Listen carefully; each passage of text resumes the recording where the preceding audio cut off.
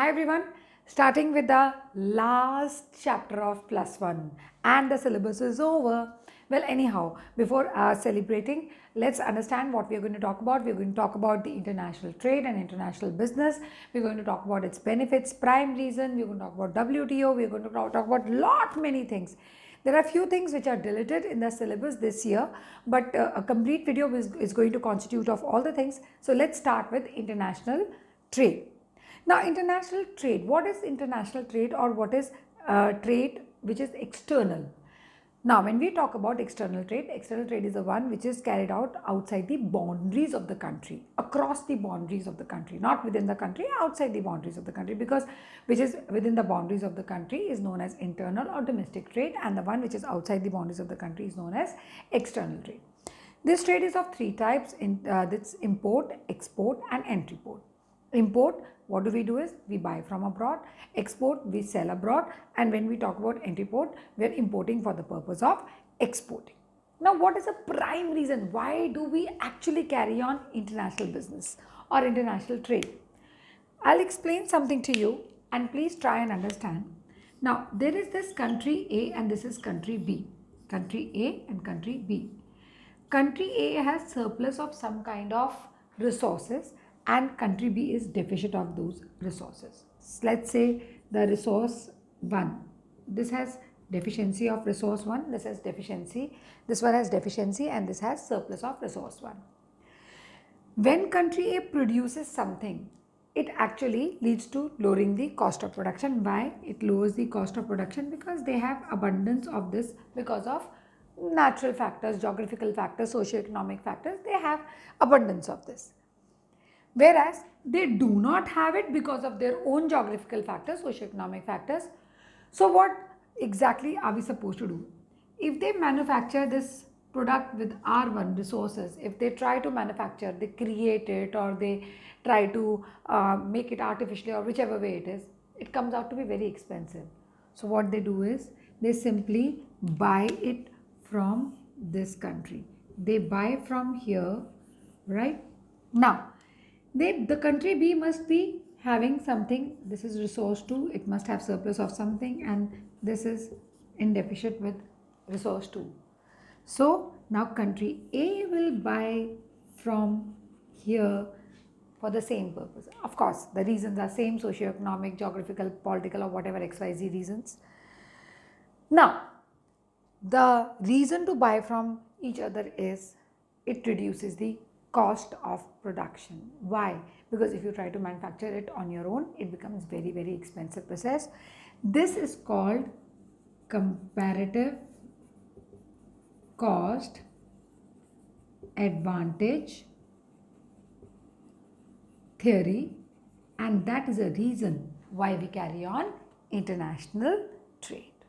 So next is, what is the difference between international trade and international business? When we talk about international trade and international business involves transaction related to movement of goods and services, transfer of technology, investment, so it's wider in scope, whereas international trade comprises of import, export, and it is comparatively narrower in scope.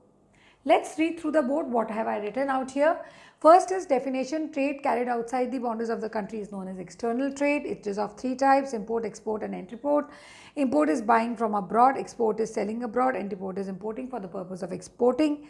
Reasons for international business. What are the reasons for international business?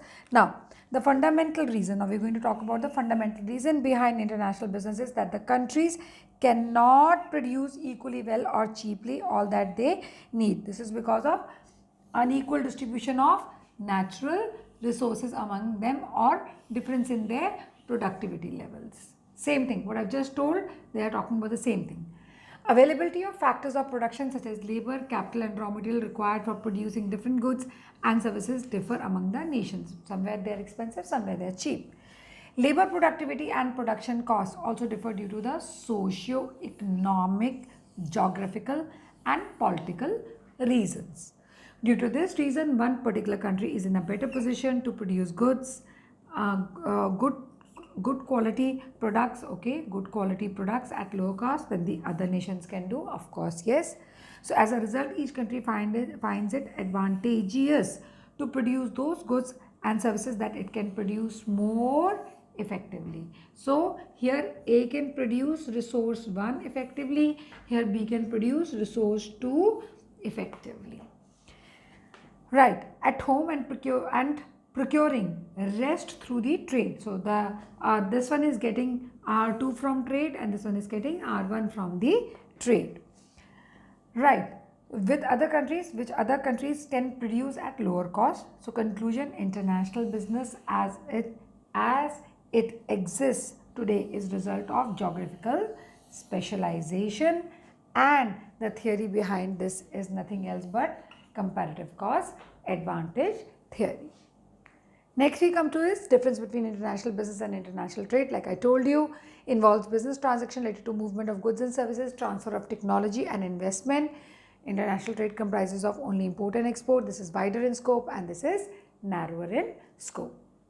Next we go on to is the benefits of international trade, one, and second, scope of the same. Alright, like I said, next we come to is scope of international business. What is the scope of international business? First we are going to talk about merchandise, export and import. Merchandise means we are talking about the goods. Next is service, export and imports. We are talking about the services. So goods are tangible, services are intangibles. Next we are going to talk about licensing and franchising, and the last is foreign investment. Let's start with merchandise, export and import. Merchandise means goods that are tangible, which can be touched. Merchandise export means sending tangible goods abroad. So you're sending the tangible goods abroad, that is exporting. Merchandise import means you're bringing tangible goods from a foreign country or from abroad to one's own country. Now, merchandise export and import are called trade in goods. So you can get a question here, what are the trade in goods? Trade in goods, and they include only tangible goods and exclude trade in services. So merchandise export and imports include only tangibles, but they do not include the services, that is trade in services. Service export and import. Now what is that? Like we talked about the tangibles out here, we're going to talk about the intangibles out here. Service export and import involve intangibles. It is because of the intangible aspect of services that trade in services, also known as invisible trade. Like we've already done the services like TIVA, transportation, insurance, banking, same services are out here. A wide variety of services are traded internationally. So these include tourism, travel, boarding, lodging, construction, engineering, and lot many other services. Of all, tourism, transportation and business services are the major. So we talk about the scope of services in the import and export. Next we talk about licensing and franchising. Whenever in a country permission is given to trade in the trademark, patents, copyrights, in terms of goods it's licensing, in terms of services it is franchising. Now here are two parties, licensor and licensee. Here are two parties, franchisor and franchisee. Okay. Now franchising is more strict and comparatively licensing is less strict. So it's more stringent, it is less stringent. Pepsi and Coca-Cola working in India. Now here we have Pepsi and Coca-Cola, they are working in India, is under licensing. But when we talk about McDonald's, McD's, or when we talk about KFC, they are working in franchising. Next is foreign investment. It involves investment of funds abroad, again in exchange of financial return. Financial return in terms of dividend as well as interest. There are two ways to invest. One is direct, the other is portfolio. When we talk in terms of direct investment, takes place when a company invests in properties such as plant and machinery in foreign countries with a view to undertake production and marketing. So our concern is to do with the production and marketing. Any foreign country coming to our country, or we going to any other foreign country. It provides the investor a controlling interest in the foreign company. So you become the owner, so you get the controlling interest. And it is known as foreign direct investment. So people coming from abroad and investing investing in a company in our country, and they have the controlling rights. That kind of investment would be known as foreign direct investment in our country. It can be in form of joint venture, we already have talked about it, private public partnership, or wholly owned, complete, they own the business out here. Either of the ways they come and invest in the country.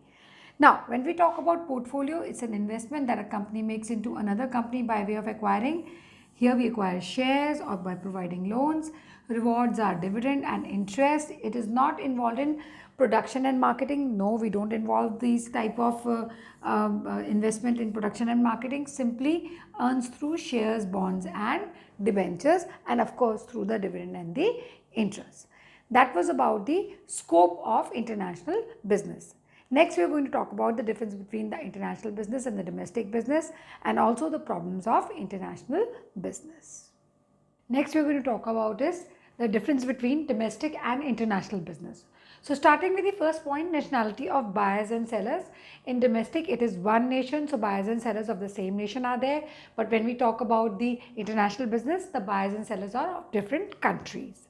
Next, we talk about nationality of stakeholders. Stakeholders are the risk bearers, something like shareholders, employees, middlemen. So they are from the same country, the citizen of same country. They are from different nations.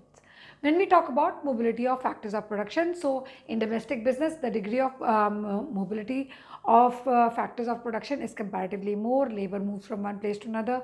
Capital is used more comparatively. In international business, it is less. When we talk about customer heterogeneity, so are customer heterogeneous or homogeneous? Heterogeneous means different, homogeneous means same. So in domestic business, we have more of homogeneous people, but in international business, we do not have homogeneous or similar kind of people. They are heterogeneous. So they are basically, they lack heterogeneity. Homogeneity means these are heterogeneous. Okay. Now, next, we talk about different business system and practices. When we talk about this domestic business, business practices and laws are same in the domestic business, but when we talk about international business, it is different. Then we talk about the political conditions and system. So last few points are, you'll find that they are almost a similar kind of points. When you talk about the political system and conditions or risks, political system and laws of the same country are prevailing in domestic trade, but here it is multiple countries, whichever you are trading with. Then business regulation are of the, our taxation system are of the same country, here are of different countries. And the last point, currency is of the domestic country, whichever wherever your domestic business is prevailing. But when you talk about international business, it's international currency, and sometimes some countries use the currency of other countries also. So like for example, dollars and euros and pounds are quite common kind of currency which are usually traded and for in international business. The problems of international business are something like the same what we have done. First, people and organization of different countries are involved. So that is the first problem. Here, degree of mobility of factors of production like land, labor, capital is less. That is the second problem. International market lacks homogeneity due to difference in language, preference, customs, etc. So that is a third problem. Business practices also vary across countries because in one country it may be same, but when you move to the another country, it is different. Different countries have different risk political system, which is a barrier. Of course, it poses a threat, and use of currency of more than one country is also a problem. Sometimes the currency may not be available. Next we talk about is benefits of international business. The benefits of international business are to countries as well as to the firms. So when we talk in terms of countries, I've written here 2 points. There are a few more points which we'll be writing in the next board. Starting with this one, 2 countries. First, earning of foreign exchange. Undoubtedly, whenever you conduct international business, you earn foreign exchange. So that is a way to pay off any of the trade which you have done. So international business helps a country to earn foreign exchange, which can be used for payment of imports of capital goods, technology, etc. So that's one way to earn foreign exchange when you are into international business. Of course, when you earn it, when you export and earn it. More efficient use of resources. We've already done this theory. This is again comparative cost advantage theory. It talks about 2 countries, one with surplus, one with deficit.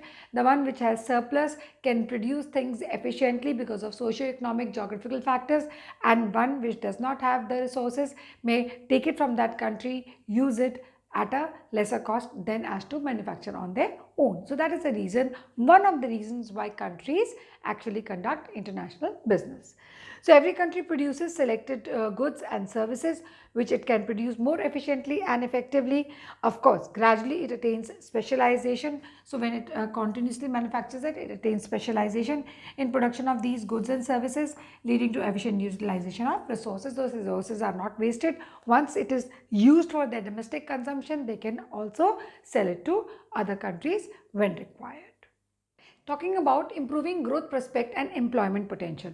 When we talk about international business, we should know that when we talk about the growth aspect of it and we talk about the employment opportunity, sometimes what happens is that the business houses, they produce goods for their domestic production, but there is no domestic consumption, or maybe the production is happening, and since the consumption is not happening, the goods stay there only and they are not sold. So growth or expansion is not possible. Moreover, sometimes the people are not available. So both things have to be considered while talking about international business.